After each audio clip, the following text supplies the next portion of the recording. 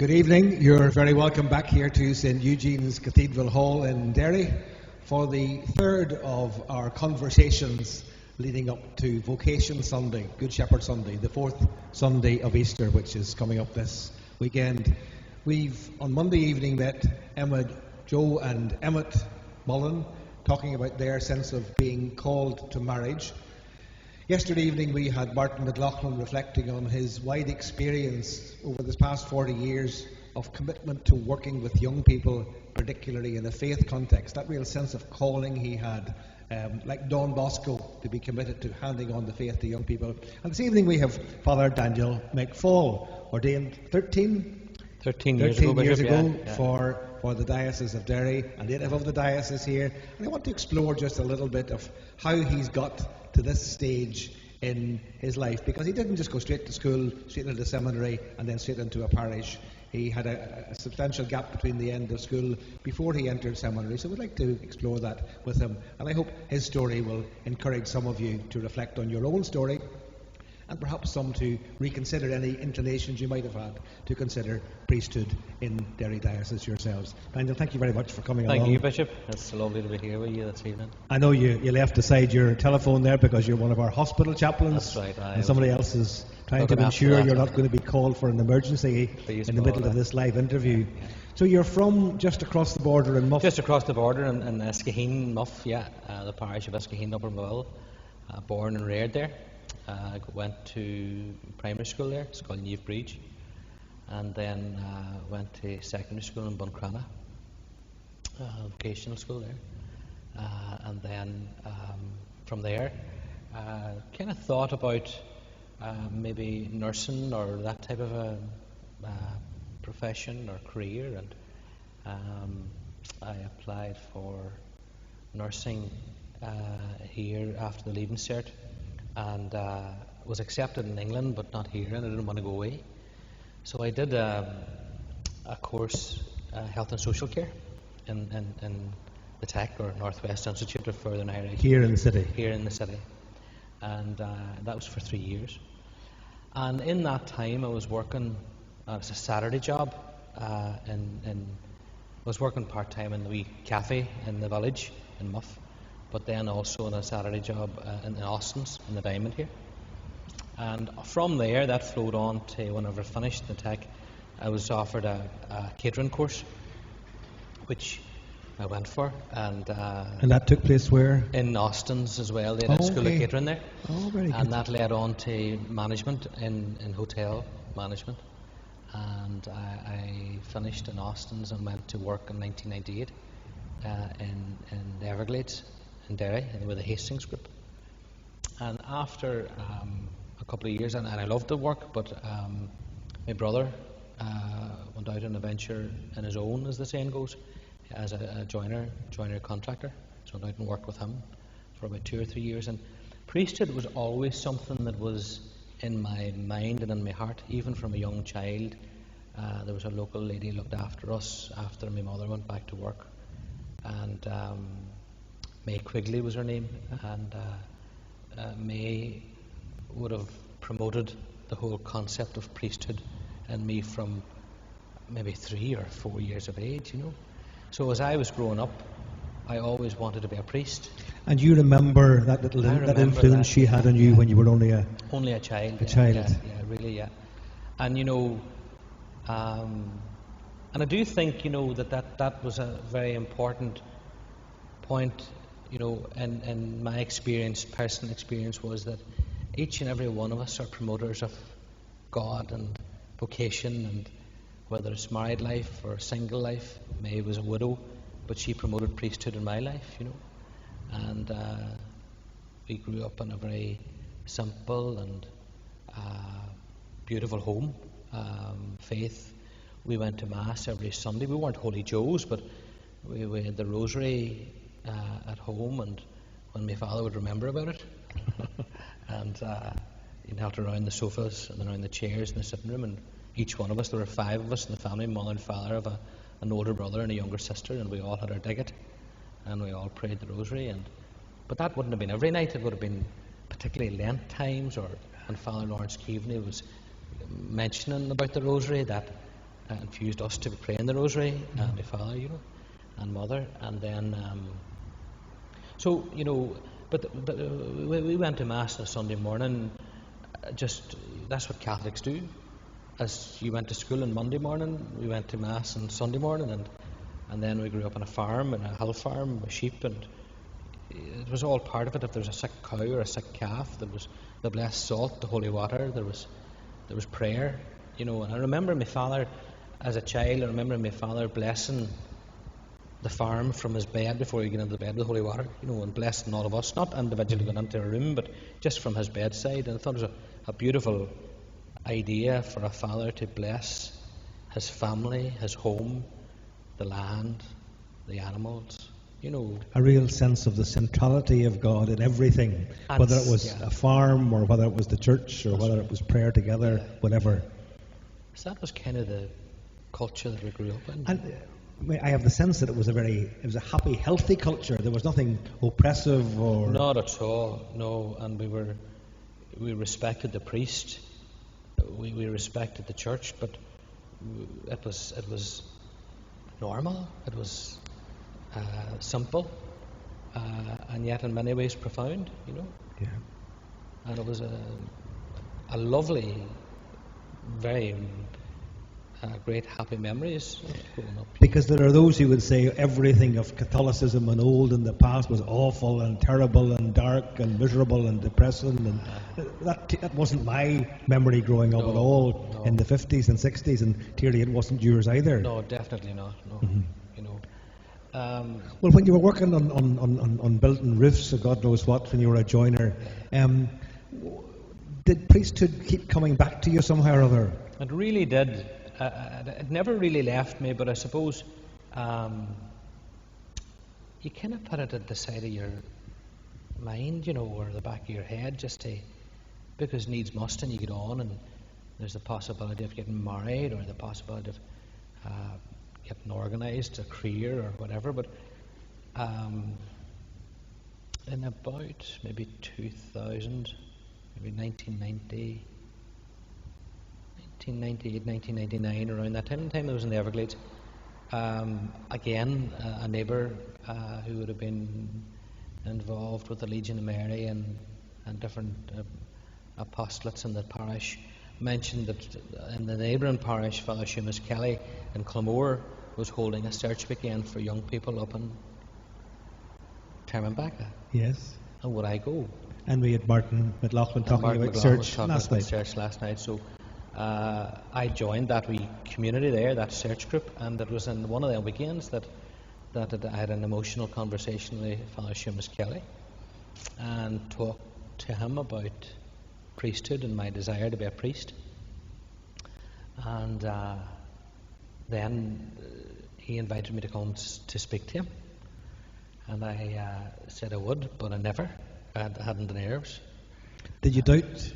I doubted if I was right for it, or there was a fear element. There was a fear, and I'm not even sure what the fear was. I think it was more to do with acceptance, that I was intelligent enough or good enough, or what did that mean? It meant moving away from home. I didn't know what it meant. It was a step into the unknown. A step into the unknown is right, yeah. And then the following search weekend and the retreat, I mentioned to him again, and initially he thought that it might have been just because I was moved by the spirit of the joy of the weekend, but when I went back to him again, he said, right, I want to see you on the first Sunday in January. So I went up to his house in Clamore, and I met him for about maybe over a couple of month period. He gave me the book to read, Story of a Soul, and St. Thérèse of Lisieux, and then he put me in contact with the Vocation director at the time, was Father Paul Farn, here administrator now in the cathedral, and he was a curate in the cathedral at the time. And I remember going up the stairs in the cathedral house to fill out the application form, to ask the bishop for an interview. And I was interviewed for the diocese that summer in July. So you were mid-20s at this stage? I was 26, yeah. And the week after, or the 2 weeks after I was interviewed, the St. Therese relics came to Derry. Yeah. That was a massive thing, you know. It was they were queued, you know, when there was a real strong sense of faith. And I remember meeting the bishop then. I was interviewed then, and around maybe the middle of August, he invited me to come and study for the diocese. Okay. So I hear people who've encouraged you. That lady when you were 4, and other people further up through the Legion of Mary, and then Search and so on. There were little steps, there were little pushes, there were... And they were all age groups, which is the other fascinating thing that I find even in priesthood today. And I know there's a young lad studying at the minute in Maynooth, and he rang up a radio show in Dublin, and there was some controversial issue on about pro-life or something like that, but he just rang up because he got tired hearing what people thinks the church teaches rather than what the church actually teaches. And the broadcaster, the interviewer, really affirmed him in his priesthood, you know, and was supportive of him, even though that he felt that he was going into frontline war nearly with the media. But actually, in fact, there's an appreciation and a great support structure right across the board, I think. Well, thinking about support, you were leaving a job, you had income, you had a stable social life, and you were going into a strange thing called a seminary. Yeah. For how many? For 6 years? 6 years, yeah. 7 years in formation, but 6 years in Maynooth. And then I did 3 years with L'Arche, 3 months with L'Arche in London, and I did 6 months in Tralee with a hospital chaplaincy course there. Very good. So that was our last. But I mean, that must have been challenging enough, taking on education, studying philosophy and theology and essays and books. And it was. But you get through all that, you know. And you know, the seminary was very good for me, and I've met the best of people, and the best of friends that I have today. I met in Maynooth, you know, in seminary, and I was 10 years out of education, and going back into that philosophy, which was like a foreign language to me, a foreign subject, theology the same.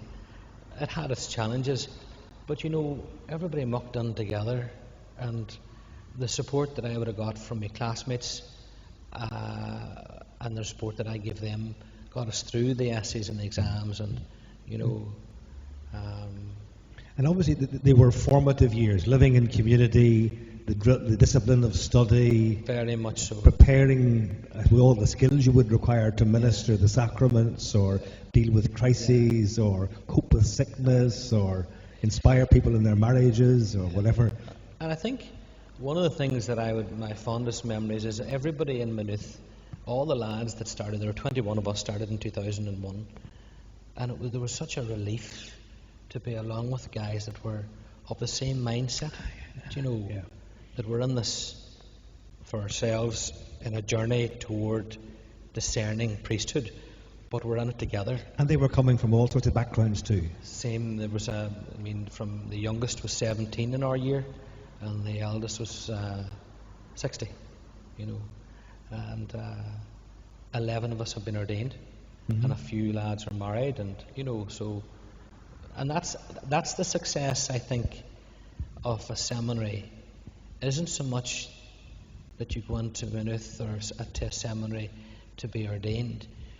I think it's that you go into Maynooth and a seminary, and they assist you to discern what God's calling you to be, and whether that's to married life or single life. It's like beginning to go with a girl.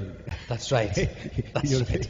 The early stages. You sense over the years whether this is the person for me. Is this touching the deepest parts of who I am? Right. So then you were ordained, and that was a big day, I'm sure, for the parish in Muff. It was massive for the parish in Muff, and I was blessed to have John Farn, parish priest, and he's still there.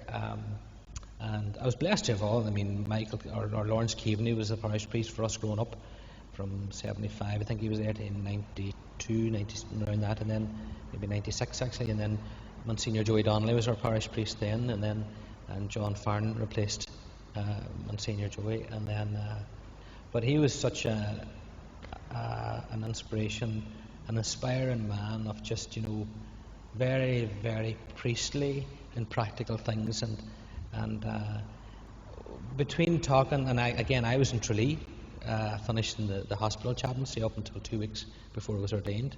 So John got a group of people together, and they organised the ordination.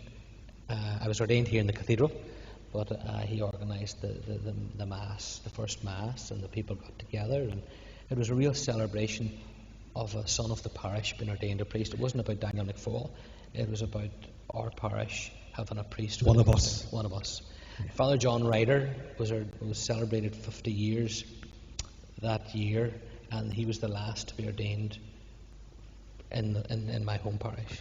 And so there's been one since you. And then Shanna Donal was ordained 8 years after I entered, and so that's I was very blessed to be coming from a family of faith, but a parish, a strong parish identity and faith. And so we've looked at some of those things that encouraged you, that sowed the seeds. Yeah, absolutely. Then we've looked a little bit at what the formation was, your time in seminary and Maynooth and ordination.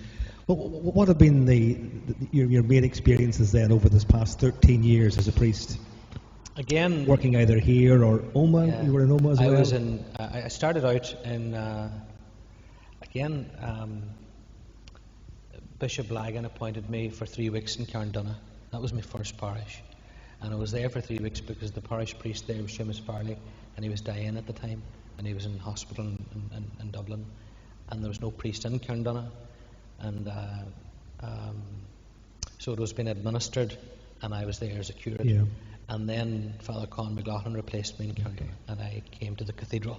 I was appointed as my permanent appointment, and I was working with Father Michael Canny, who was administrator, and Father David O'Kane, who's parish priest in Cloddy, and Michael now parish priest in the Waterside. And those men played a very important role in my life as I started out as a priest, because they were common sense men, but they were men who loved priesthood, and they were practical men, and they taught me so much about the ordinariness of life, and how little things can mean a lot to people too. Such even Michael would have been out playing football, or he would have been out running or in the cycling, or he would have been David would have been out walking in the streets and then meeting people coming in, standing at the door of the churches. People were coming in for mass on Sunday morning, and they just had and the house. I mean, Teresa Nicol, Una in the office, Roisin, all them people played a well important role in my formation as a priest. I probably learned more maybe in them 6 months, first 6 months, than I did in my 6 years at Subway. Well, what have been the high point? What is sort of are the wonderful things you treasured about being a priest in a parish in Derry Diocese over this past 13 years? What are the most privileged things? What are the best memories? What are the real joys? I think the joy and the peace and the privilege that it is to be with people at the very happiest times of their lives, and also in the very saddest times of their lives, And I remember here, just as maybe my first or second year, going into a house in this parish, in Cathedral Parish, and there was their granda, their great granda, their granda, their daddy was lying in the bed, and there were maybe about 20 people gathered around, and they all parted for me to come in, not because it was Daniel McFaul, but their father, their grandfather, and their great grandfather had taught them such a powerful witness of faith, and they wanted the priest to bring consolation. And that's a privileged position that we find ourselves in. I find myself in, even being called to the hospital at the 2 o'clock in the morning. There's a desire and a need for God, and we bring that consolation and peace and mercy of God's love and compassion to people, you know. So you're happy at this stage that you have discerned what God is calling you to be? Oh, most certainly, yeah. Yeah. What would you say to anyone who came along to you, anyone who was considering their own vocation? How would you say they should begin to take seriously whatever their vocation is going to be? How would they take seriously discerning, working out what it is that God's calling them to? Because vocation sounds a strange thing, and it's not really a bolt from the blue. I think is to go easy on themselves, not to have any high expectations, but just to pray in the simplest of ways, to ask for that grace from God to lead you into the unknown, you know, and to trust that God will never abandon us, never leave us. He'll walk with us, and I think to have an open heart and an open mind. And perhaps finding someone like Father Seamus Kelly in your case Absolutely, to talk to. Yeah, having a mentor or having a, you know, to make contact with good people that you trust, you know. And I was blessed, but I didn't even know Father Seamus Kelly before that search weekend. But God brought me to that weekend for a purpose, you know. And I think just to have that openness and again to reach out and to trust. And I had to search out a spiritual director or somebody that's going to guide you and not push you, but just to walk with you in it, you know. That's wonderful. And obviously you sense what you're saying, the privilege it is to work with people. Clearly, if you can come with the words of Jesus and the sacraments of Christ with you, there's a remarkably warm response in very many people. Oh, yeah. A sense of, this person's bringing something more important than himself. That's right. And what I find personally as well is that God speaks to me and ministers to me through the people that I'm ministering to. That it's, you know, the faith of people never ceases to amaze me. The love and the desire that they have for God. And that's not necessarily just in the sick bed, but even the child for making their first confession or first Holy Communion, or, you know, children in the school, or you know, a couple preparing for marriage, and you can see them coming to the parochial house door, and you know that there's a nervousness in them, but there's a beautifulness in that, and how they engage in a wee program that might be set up or meeting. Or there's that God speaks and works in those situations all the time. And obviously what I hear is diocesan priesthood is very different from living in a monastery or living in a religious congregation. It's that contact with people, it's that ministering to people in their streets, it's that dealing with schools and families growing up and happy occasions and sad occasions. Those aren't really part of somebody who lives in a religious congregation. This is very much diocesan priesthood. Diocesan priesthood. And I suppose I've never had the calling or the desire for monastic life, but I do know guys like Father Stephen and Kevin Bacca, who would have been in Maynooth with me a few years ahead of me, was ordained for the Diocese of Down and Connor, and felt called to the Carmelite religious life. And I mean, I see that man blossom, you know, and finding his niche. And so certainly I think again that openness, that continued openness to God and being guided by the Spirit, being guided by a good spiritual director, you know, brings us to a certainty of where God wants me to be, and whether that's in diocesan priesthood or religious life, He'll never abandon us. Wonderful. Fr Daniel McFaul, thank you so much for sharing your story. It's been fascinating just to hear those little things, somebody at 4 and somebody at a later stage, simply sowing seeds that bore fruit in God's own good time, and knowing that you weren't ready to go into seminary until you were 26. It wasn't that you wasted time before then. All of that was formation for you, and the joy that you have in ministering in this diocese. So thank you very much for your witness. Thank you, Bishop. Thank you very much for being with us here this evening and sharing your stories with, I've no idea how many.